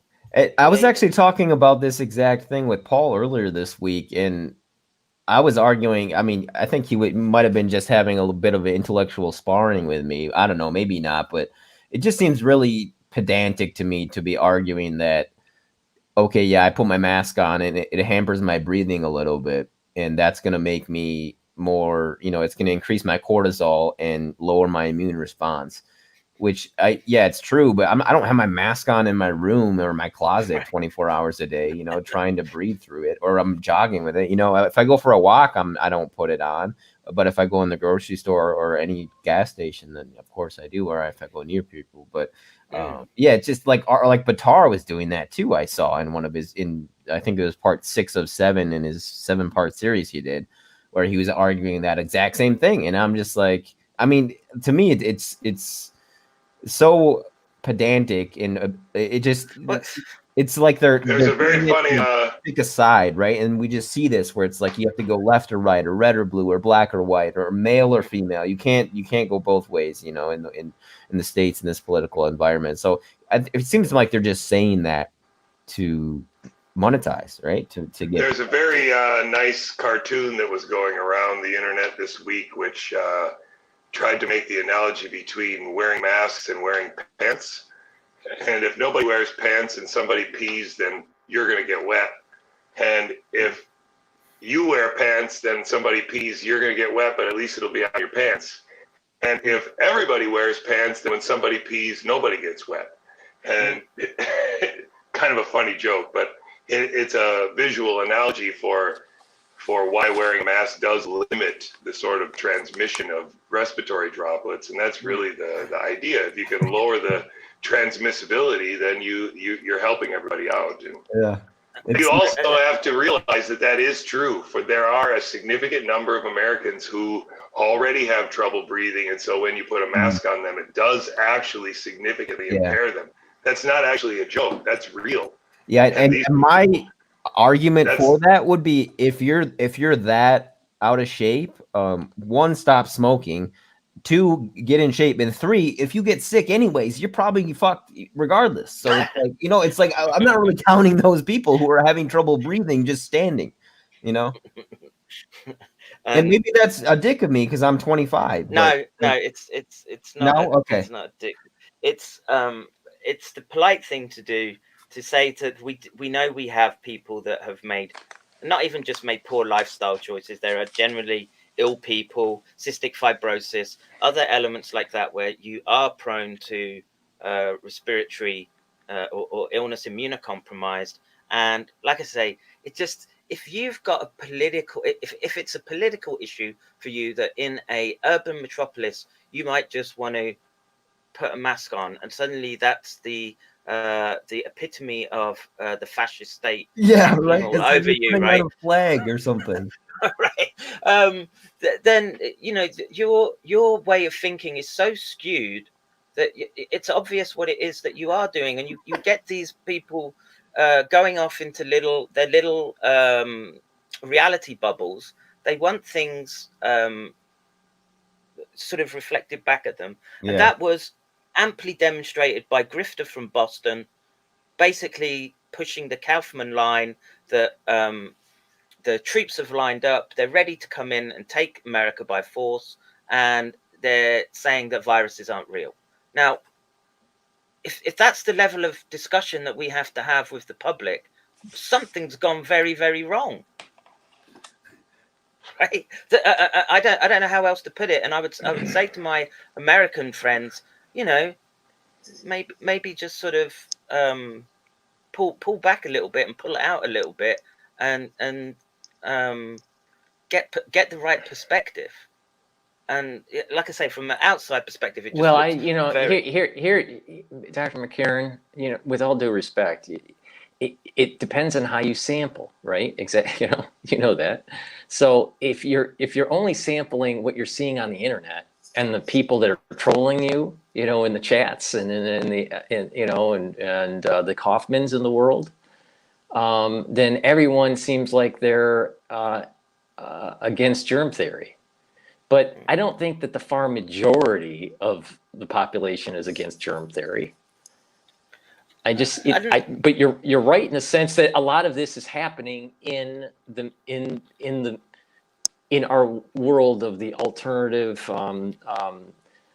social discourse through this like social platform, like YouTube and StreamYard and stuff like this. So I see your point, but it's a microcosm of the larger population, all right? And I don't think that everyone in the United States is against germ theory, or the far majority that don't have a scientific background. Let me finish.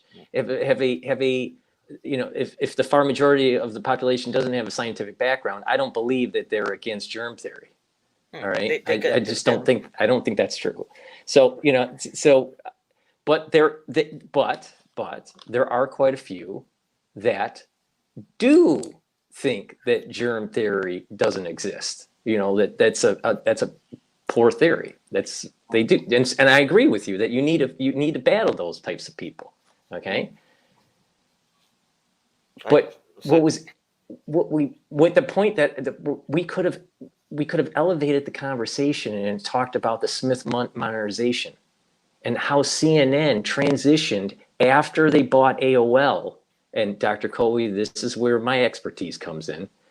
The transition from when they bought AOL and it tanked the stock, because what happened was that AOL did not have hard assets, and AOL needed to have the hard assets of Time Warner.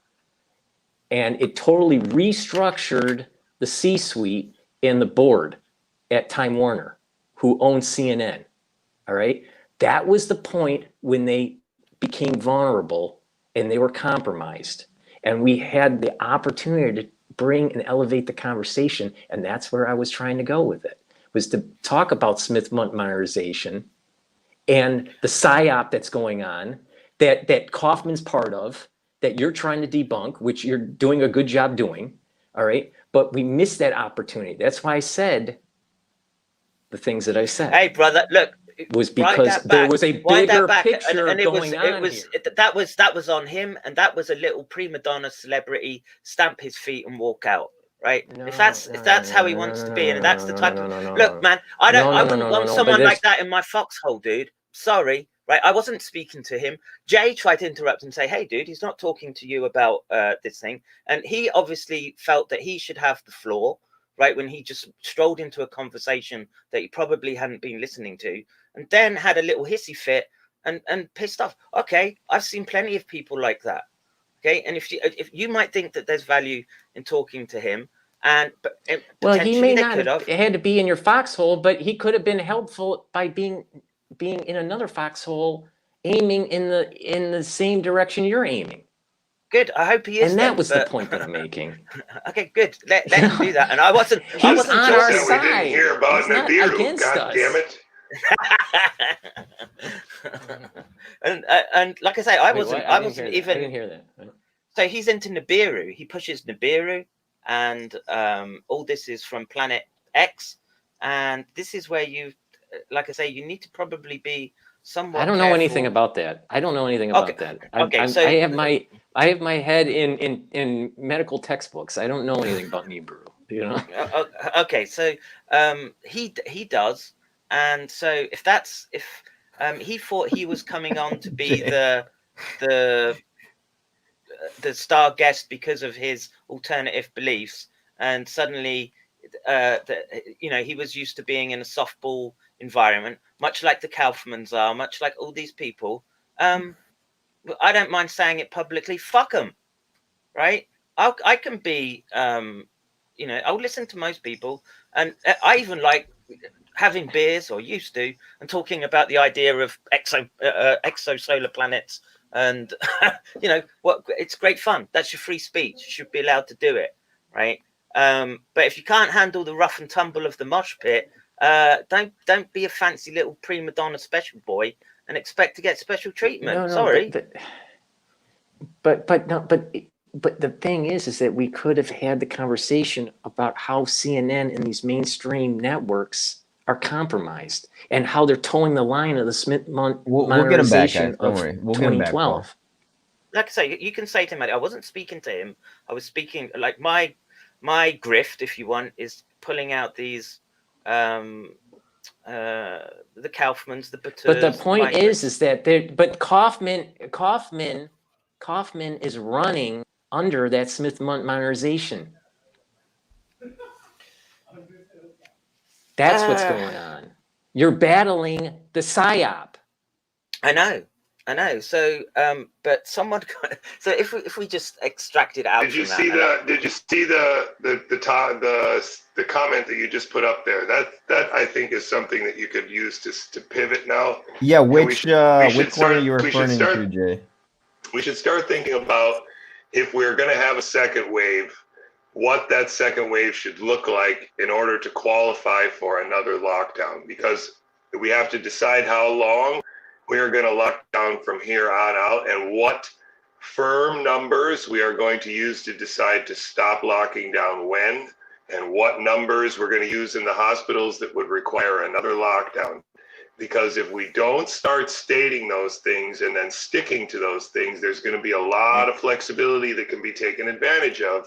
And I would like to remove as much of that as possible with numbers and biological discussions that involve, updated models and updated numbers, and a discussion between experts, not, one Republican and one Democrat, or one reporter and this reporter. I think we need to really have an informed discussion before we continue to do the things we're doing. That's what I think. And so it's a good question, because it's asking, well, how do we sort of frame ourselves strategically in the coming weeks to months? Okay, so let's pull some science up, which is the primate studies. So a lot of what I've been doing is you have to get to the point where we reach a consensus about the virus is real, and that you can satisfy the models or the theorems that say we are dealing with a agent that's going to make people ill. Okay. So then can we also agree that there's a very good chance that our immune system can develop antibodies which are effective against it? Because if we don't also accept that part, then we can move forward and do convalescent plasma therapy for people who need it, and everybody else we can treat as the normal rules of biology and immunology still apply. At least if we can agree on that, that would also be great. Yeah, I 100% agree with that, right? Because I don't want vaccines. I don't want them pushing dodgy quinine derivatives, and I don't want them pushing remdesivir on people. And I don't want them saying that you've got to have X, Y, or Z to go about your daily business, right? And this would literally tie back right down to this is where you play right into the hands of the authorities, right? So let's take that situation of that very, police come to my door all the time in Japan, right? And they want to see my ID. Right now I just refuse to give it to them because they come so often, or I'll drop it on the floor, make them pick it up. But the point being that issue, that issue in Wisconsin. If that woman was Richie from Boston's wife or girlfriend, and she came out there and started rattling on at the police that there's no such thing as a virus, and you're here, right, literally to trample all over my rights. Boom! That's another little conflagration that's burned up when we're trying to deal with a forest fire of immense and very complex dimensions, right? And I'm constrain it by the science. Yes, we need to get people exposed and protect those who are weak. And I would say the two papers, and I don't know if it's been published yet, I'm trying to pull it up right now, but the one where they've tested in macaca mulata, macaca fascicularis, and marmosets. And I know this is probably going to be a touchy topic for people, but what that tells you is, even though they're all primates, there's a species difference between the response to the virus. Okay, so there's another factor that we have to take in. Okay, and the rhesus macaque, which in terms of homology, you could probably say is genetically closer to the human being than fascicularis. I mean, it's a smidgen of a difference, but this type of data needs to be put forward, and I want to see where are the people in command coming forward and saying, okay, this is we lost the war in New York and we're in a retreat, we're falling back, and this is how we deal with it. And I agree with Jonathan that probably the kids are at minimal risk, it seems, in my mind. And I think right now maybe a sort of limited sort of interaction.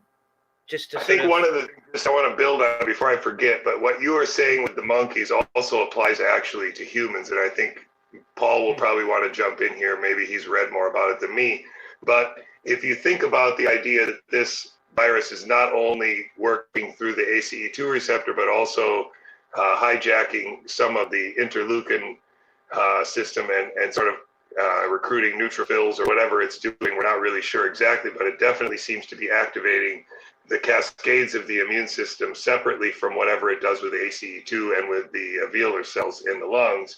And those systems are known to have extreme polymorphisms in the sense of extreme variations between individuals and between families. And so you can imagine a scenario where certain individuals can be genetically predisposed to have this cytokine storm to this virus, and other people just don't have the combination of random molecules that all work together in this horrid way that every once in a while has been reported in the news. And I'm not saying these cases don't exist, but I think medically there's probably a scent to chase down there in terms of figuring out why that is. And it's probably not the ventilator story, which is a separate one, but really a polymorphism story, some peculiarity about these people's immune system that allows the virus to really get their immune system to overreact. Doc, Paul, do you want to add your thoughts to that? And then after we do that, if I could just ask everyone to give a final concluding thought. As I said earlier, I do have to go pick someone up from the airport tonight, so I'm going to cut it off about 8 o'clock tonight. So we got a short episode tonight of 2 hours, and we do thank everybody so much for tuning in. But yeah, Paul, if you want to just add on to what Jay said or not, and just give your final thoughts for tonight, Paul. Yeah, one's a philosophical one, which is that any complex system, if it's near a tipping point and it's pushed over the edge, it'll go into some sort of chaotic attraction. So if someone's immune system is low, like we were talking about earlier, maybe a D3, a deficit in the body or some sort of immune compromised situation, and they get a pathogen, it may lead to a worse outcome. In terms specifically to SARS-CoV-2, there is a lot of evidence now that the CD147 receptor is just as important as the ACE2 receptor, especially for T cells and the viral load that's happening to these T cells. Now, my concern here is that what are the long-term effects of SARS-CoV-2 to the immune system?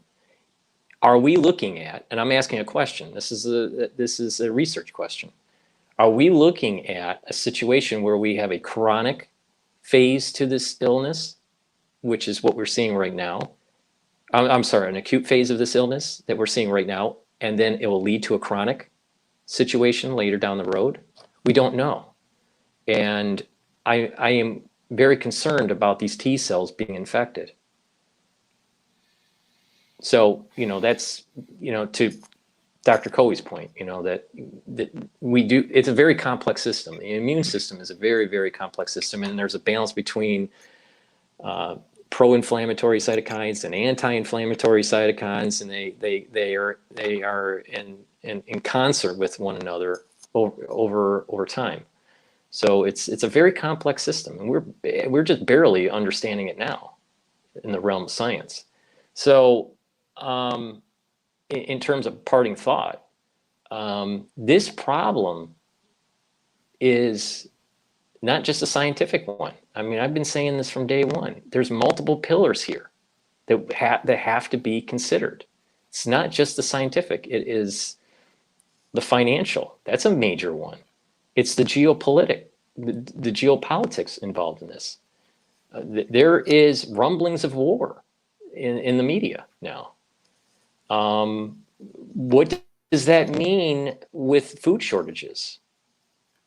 Does that create another instability globally that leads to maybe conflict? Historically, we've had this problem before. So it's not just the scientific.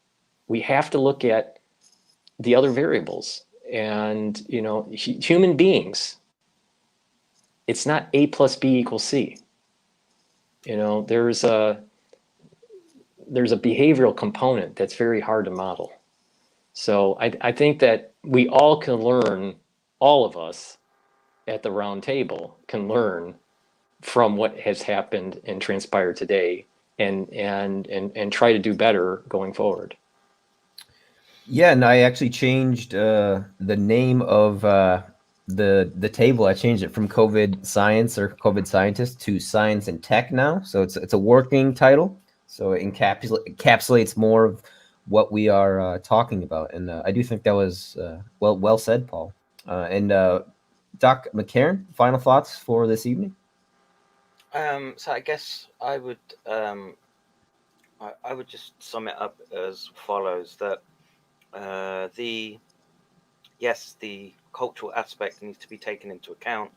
The cultural aspect is not just the United States; it's everywhere on the planet.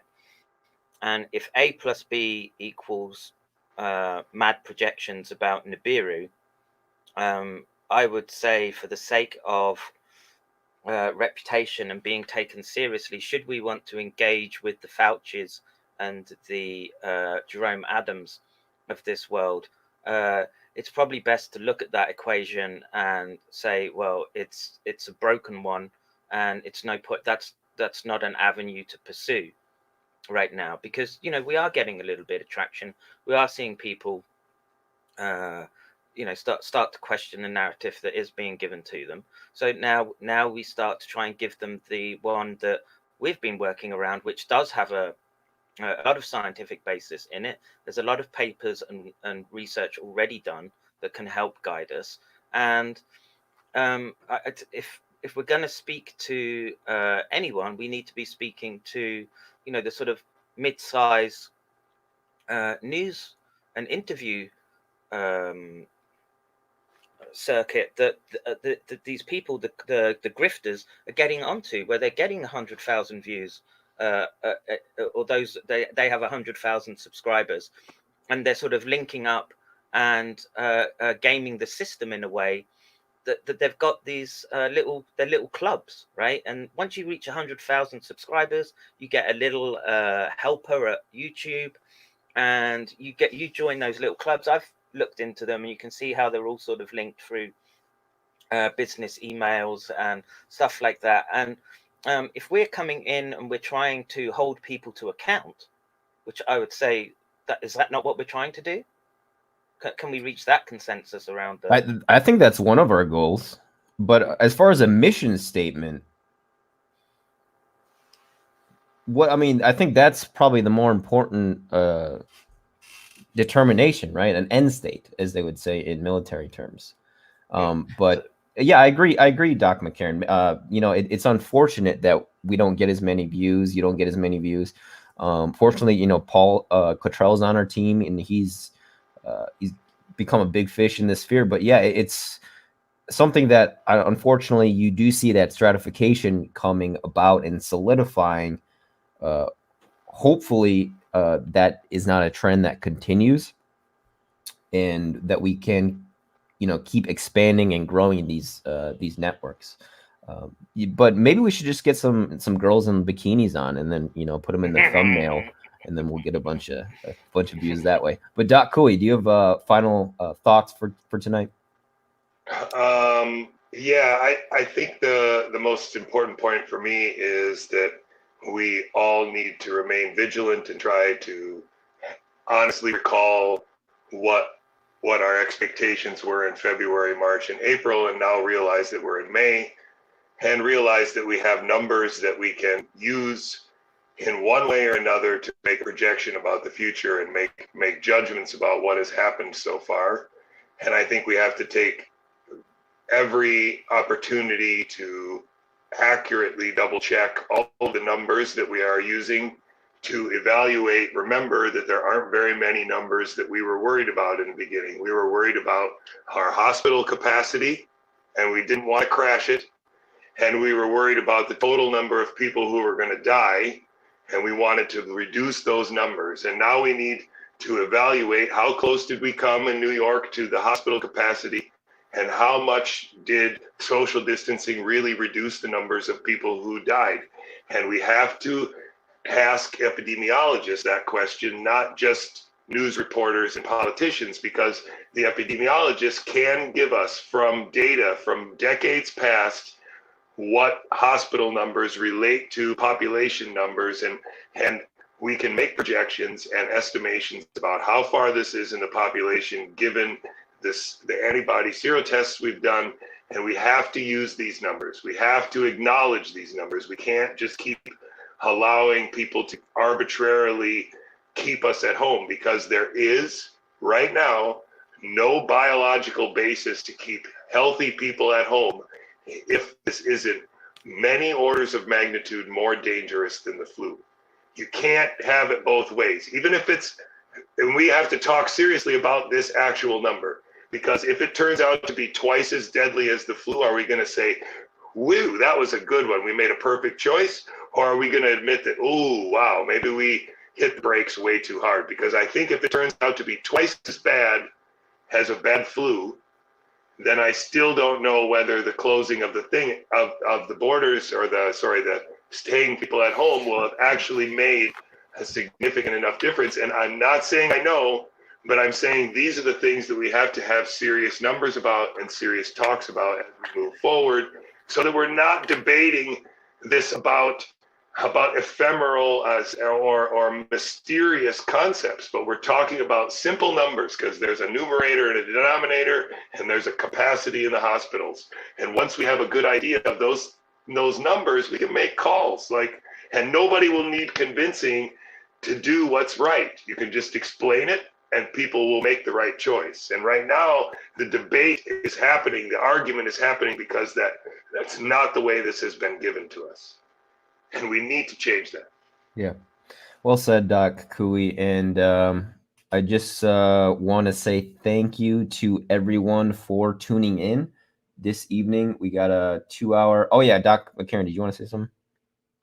Just let's be careful about not forming a circular firing squad around trying to root out the corruption in the NIH and Fauci.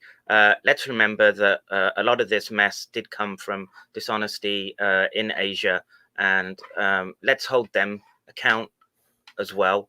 because we're very good at pointing the gun at ourselves, right? And we need to well, we're worrying about gender diversity in our ranks, okay? The Chinese are mobilizing, okay? And they have everything. They've got all the industrial capacity and they've got the numbers, okay? And those are the types of facts that I want to be working around, not you know, not the not someone's gripe from years ago about publications, because ask any scientist, they've had them, right? And I would just leave it at that and just say the first wave has passed. We're all here, still intact. Everyone's breathing, thank God. The numbers and the message is sort of getting out. Great. Get your head down, check your equipment, and get ready to move to the next objective. That's it. That's what I would say. And with that, I would say tune in to everyone over the week, keep up to date with it, and don't get taken in by the scam artists. Well said, Doc McCairn. Check out Doc McCairn's channel, Doc Couey's channel, Doc Cottrell's channel. They will all be in the description box below, guys. If you're feeling really happy and you like this, throw me a sub and throw these other guys a sub too if you haven't already, guys. So that was our COVID Science and Tech Roundtable. And Paul, when is your interview with that lady? Yeah, when is that, Paul, with Judy? Oh, can you hear us? We're going to do our recording on May 15th. May 15th. Okay. So still a couple weeks away. It seems like an eternity away at this point, but yeah, I would say within 2 weeks. In 2 weeks, the facts have just got written to got to the point where the statements she's going to say in public are just going to be obviously demonstrably wrong, much like Kaufman, much like Batur. I would say these things, we've put a good firewall around them. Of course, I'm going to keep. Let me. You know, I'm a betting man, and I usually You're not going to the airport. One last point. And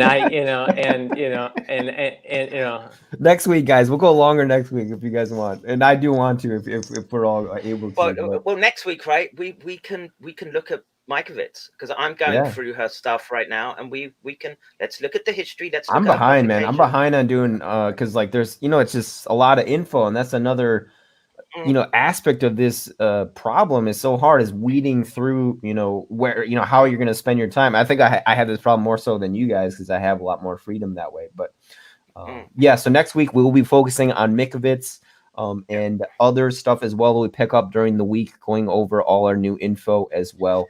Thanks for tuning in, guys, and until next week on the COVID Science and Tech Roundtable.